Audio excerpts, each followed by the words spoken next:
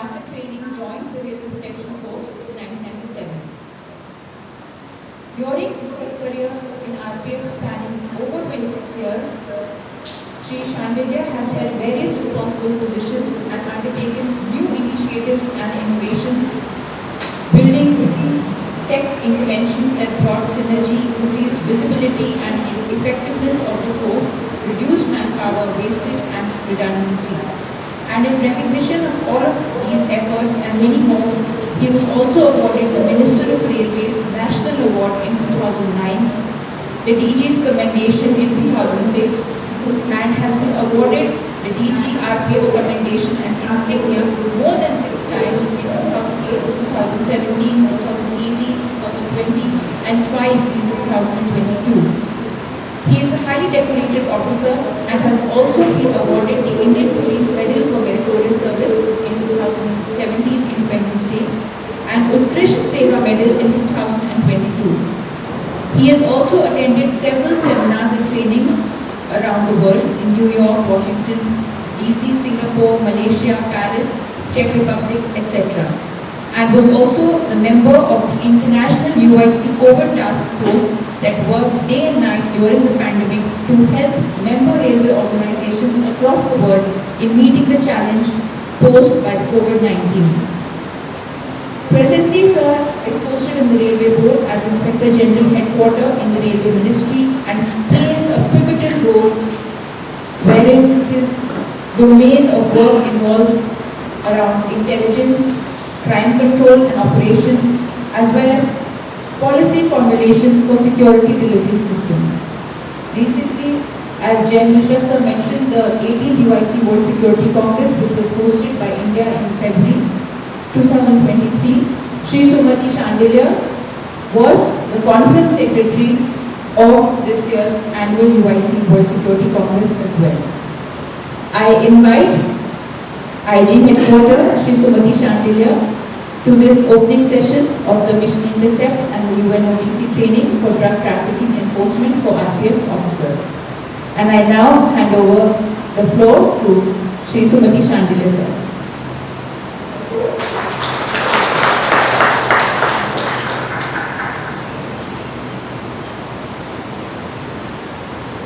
Am I audible? Yes sir. Yes sir, you are audible sir. Okay. Am I audible?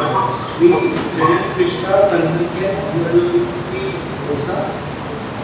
The esteemed trainers, resource persons, and participants of the FT-15 training, officers of the Protection Force who have joined virtually, representatives from the United Nations on Drugs and Crime, distinguished guests, ladies and gentlemen. Good morning.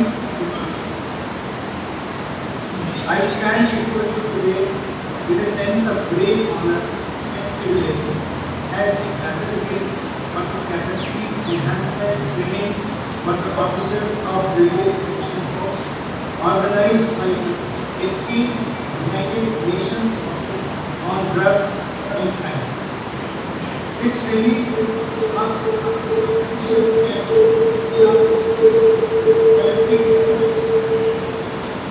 strengthen drug law enforcement and address present challenges posed by illicit drugs in our society. Let me begin by welcoming students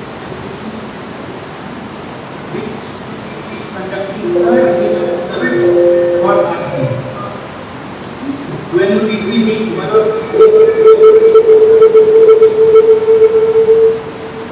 United Nations Development Group has been relentlessly working towards controlling the traffic in and abuse of illicit narcotics, criminal justice and crime prevention, international terrorism and corruption. The issue of drug abuse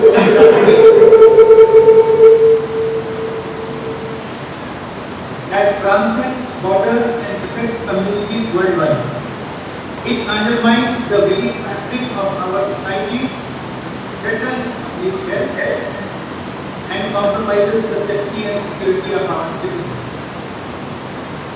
It will not be out of place to mention here the significance of today, June the 26th. In order to raise essential awareness about the devastating effects of drug abuse, every year June 26th is celebrated as the International Day Against Drug Abuse and Illicit Trafficking or World Drug. We have tried to start the program to let all of us acknowledge and realize the challenge ahead, how important our role will be in building our nation. Am I audible?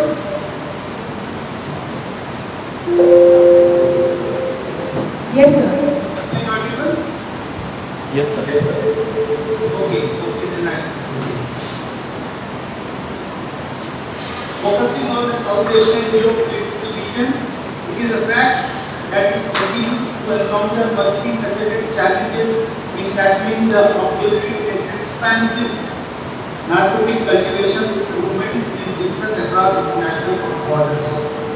India plays a critical strategic location as a major economy located between the two main illicit opiates producing and trafficking regions of the world. Bengal and Golden Crescent, now it is called the Death Bengal and Death Crescent. The pandemic and its ripple effect on the social, political as well as economic paradigms in the developing nations of Southeast Asia have further exacerbated and amplified the existing issues of narcotic cultivation and trade. Here it is essential for key agencies guarding the multimodal connectivity routes in India to be aware and proactive in identifying the routes and intelligence regarding the movement of narcotics across regions through omni-channels networks. And this is where I believe that such training organized by the UNODC will play a critical role in enhancing the distinct channels of cooperation among various law enforcement agencies in India. Let me begin with patterns identified in Indian subcontinents where drugs arrive in India from Afghanistan, Iran, Pakistan, Thailand, Myanmar, Bhutan, which share borders with these countries. These illicit narcotic shipments arrive in northeastern borders of India. The transportation to the coastal states, which have been identified as preferred routes for maritime trafficking, is undertaken by the drug mules and air transporters who are more often than not on a need-to-know basis. On the backdrop of the above information, we need to now understand and identify the transport modes across India. The railway system, with its vast reach and interconnectedness, presents unique challenges and opportunities in combating this menace. Indian Railway, the fourth largest railway system in the world, is not a mere transport agency but a gigantic mammoth having colossal operations networks of over 68,000 kilometers across the length and breadth of the country, and hence it not only plays a leading role in transportation of passengers and goods but has a competitive advantage of being the fastest and cheapest mode of long distance travel across regions in India. This established network, which has its reach across the nation due to its strategic positioning, has been used by offenders in transportation of narcotics from the international borders in the northern part of the country across the coastal regions in the south for ultimate movement in Europe and North America. The demand for the domestic markets is major urban centers. Major urban centers is also being catered to by these drug traffickers. The drug mules and transporters travel in the guise of common passengers, where it is a complex challenge encountered by law enforcement in Indian Railways to identify such offenders among the sea of crowd, as Indian Railway carries 23 million passengers every day, which is roughly equivalent to the population of Australian subcontinent. The key challenges here are to identify the transporters and plug the routes of narcotic trafficking, where the expansive network of Indian Railway is being misused by offenders to conceal, to disguise and transport narcotics across for further international trafficking to Europe and North America. Among the law enforcement agencies having jurisdiction in railway premises, the Railway Protection Force is an armed force of the Union. The force functions under the Ministry of Railways. The metamorphosis of RPF began in the year 2003, where with the amendments in the RPF Act and the Railways Act by the Parliament of India, there was a paradigm shift in the role and responsibility of RPF by including security of passengers and passenger area within the ambit of its duties. Further, due to credible efforts in securing the IR and its passengers, RPF was empowered as per the Gazette notification of the central government to exercise powers and perform the duties specified under Section 42 of the Narcotic, Drug and Psychotropic Substances Act, that is called NDPS Act, within the area of their respective jurisdiction railways, and to exercise powers conferred upon them under Section 67. This was a necessary empowerment as RPF personnel are escorting trans-border trains, that is Maitri Express, Itali Express, Bandhan Express and Samjhauta Express, to name some few trains, and connecting India with our neighboring countries. We are providing access control at border stations like Adani, Punjab, Lucknow in Rajasthan, and Delhi in West Bengal. We are deployed at major stations across the country, from source stations to destination stations in the narcotic route. Apart from cross-border trains, there are regular detection of narcotics over Indian railways. RPF has formed dedicated teams under Operation Narcos and have detected 1,435 cases with narcotics seizure of about ₹80 crores Indian national rupee and arrest of 1,022 drug transporters and mules in the year 2022-23.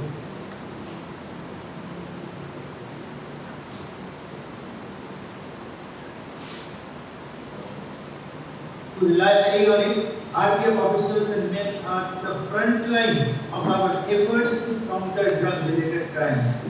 Your dedication, vigilance, and professionalism in enforcing drug law play a pivotal role in disrupting the supply chains, dismantling criminal networks, and safeguarding our community. In our fight against drugs, we must not lose sight of the underlying principles of justice, human rights, and the rule of law. Our actions must always be guided by a balanced approach that not only focuses on enforcement, but also emphasizes prevention, treatment, and rehabilitation.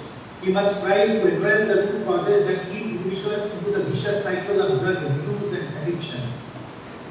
It is well understood across agencies, whether it be railways, police, or other agencies involved in controlling the trafficking, that short-term tactical approach in these field detections may disrupt the operations for a while, but for long-term sustainable crackdown on narcotic movement across the nation, a strategic second-order problem-solving matrix need to be developed with multi-agency collaboration. There are many central agencies working in the field of demand reduction, supply restriction, and drug law enforcement. Some drug control agencies at the central level are NCB under MHA, CBN, Chief Controller of Factories, Customs, ERI, Border Guard Forces, RPF, CISF, Indian Coast Guard, and Marine Police. There are many state-level agencies too working in the field of drug law enforcement, like State Police, Excise Department, Drug Controller, ATS, State Maritime Boards, State Narcotic Control Agencies, etc. There are other agencies involved in drug demand reduction, like Ministry of Social Justice and Empowerment and NCD, while the Ministry of Health and Family Welfare works in the field of drug harm reduction. Keeping in view the need for coordination, improved sharing of information, and coordinated action, Narco Coordination Center, that is called NCORD, was constituted by MHA in 2016. So far, 5 meetings have been held at apex level. And under this umbrella, Nasha Mukt Bharat Abhiyan is being operated in mission mode in 272 districts identified as most vulnerable in terms of usage of drugs. The creation of Joint Coordination Committee (JCC) and Interministerial Committee (IMC) on alternative development, establishment of anti-narcotics task force (ANPF) in states are also being monitored by CONCORD. There are coordination machineries at state level and the district level too. These mechanisms have played a key role in bringing all agencies involved in fighting drug menace on one platform and bring synergy to their efforts. The cooperation at the international level is also crucial as this menace does not honor state boundaries. India is a signatory to all UN Drug Convention 1961, 1971 and 1988. It maintains close liaison with UNODC and INCB. We have bilateral agreements, memoranda of understanding with 42 countries exclusively on drug-related matters. India is a part of the joint working group on terrorism and drug trafficking with countries' regional groups. We also actively participate in international operations on purposes and MPS. Interaction with UNODC not only provides us with exposure of the international scene, but also builds the capacity of our personnel in fighting this menace. This training program, organized by UNODC, is a testament to the commitment of the international community to support and enhance our capabilities in drug law enforcement. It provides us with an opportunity to share knowledge, best practices, and innovative approaches in tackling the multifaceted challenges that we face. During the course of this training, I urge you to actively engage, participate, and absorb the valuable insights that will be shared by our distinguished experts. Utilize this platform to broaden your horizons, strengthen your skills, and deepen your understanding of the evolving dynamics of drug trafficking and its enforcement. I thank UNODC for taking lead in bringing together various law enforcement agencies in India for participative training sessions, which I am sure will not only be a platform for knowledge sharing, but serve as a stepping stone for better inter-agency coordination and cooperation. You must build partnerships among representatives of various law enforcement agencies working for the purpose of drug law enforcement. Collaboration among law enforcement agencies, intelligence sharing, and joint operations are essential for effective drug law enforcement.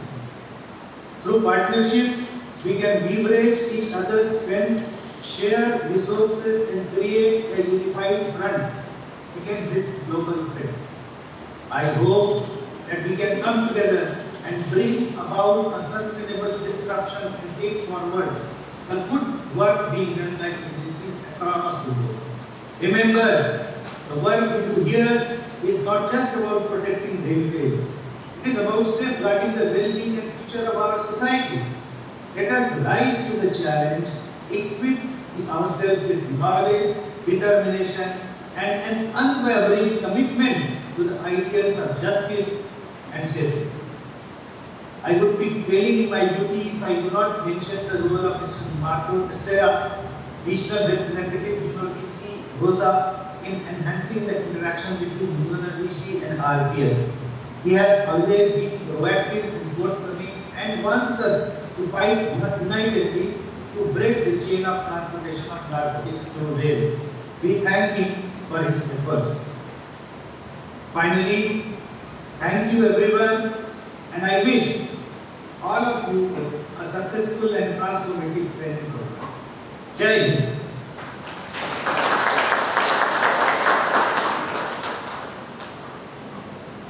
Thank you so much, sir, for that address.